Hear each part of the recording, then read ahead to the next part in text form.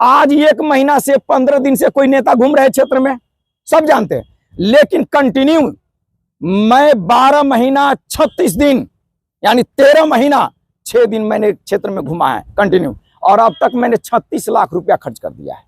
कुछ पैसा घटा है, आप गांव से पता लगाएंगे।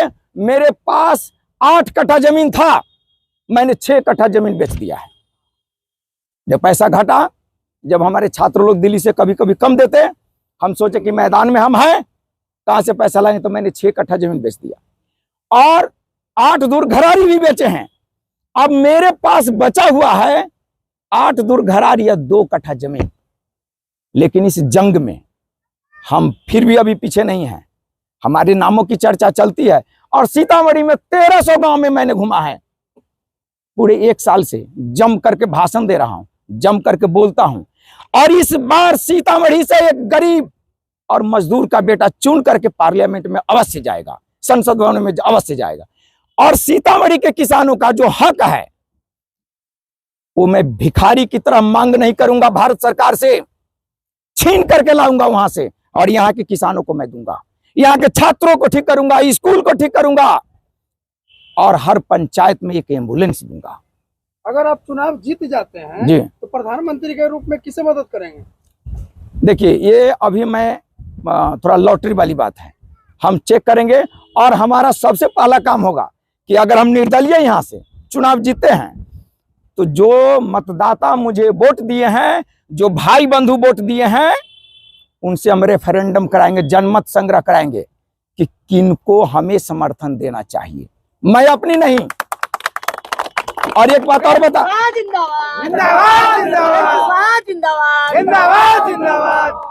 अच्छा एक बात और, दुनिया के सभी पॉलिटिकल आदमी इस बात को जानते हैं कि सांसद की खरीद बिक्री होती है। जब सरकार बनती है और 1-2 से कहीं कम है तो एक सांसद को खरीदने के लिए 1 अरब रुपया लगाता है। मैं वो पैसा नहीं लूंगा। और हमने कहा है कि जब तक सीतामढ़ी को मैं विकसित और आदर्श सीतामढ़ी नहीं बना दूं, हरिगला में घर नहीं बनाऊंगा। ये मैंने सैकड़ों गांव में वचन दिया है, भाषण में दिया है। तो जो चुनाव से पहले तो जो बात आप कहते वही बात सब कहता है। डॉक्टर मनोज भी एमएलसी के चुनाव से पहले बोले थे हर पंचायत में 1-1 एम्बुलेंस देंगे, लेकिन क्या हुआ, सारे लोग जीतने के बाद तो वहीं वहीं रह जाते हैं। नहीं, ये चीज है, वो पॉलिटिकल आदमी होंगे, हम राजनीतिक आदमी नहीं है। इतना निश्चल और स्वच्छ साफ आदमी है, बेशक मैं लड़ लूं, किसी को मारपीट कर लूं, लेकिन मैं घोंचेल तरह का आदमी नहीं। जैसे पेट में 32 दांत होता है ना, वैसा ना है मेरे पास। 32 दांत वाला आदमी हम ना है।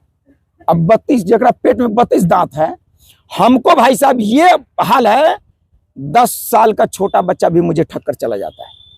एक तरफ इस देश में कर रही है एनडीए, कर रही है कि संविधान को हम बदलेंगे, और एक तरफ इंडिया कर रही है कि संविधान को मजबूत करेंगे। आप किनके साथ जाएंगे? देखिए ये बड़ी ही तर्कपूर्ण सवाल है, और अगर एनडीए कह रही है कि हम संविधान बदलेंगे तो निश्चित तौर पर उसके खिलाफ आवाज उठनी चाहिए।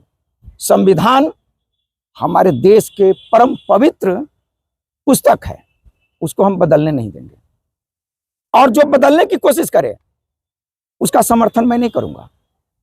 संविधान हमारी धरोहर संपत्ति है। जी।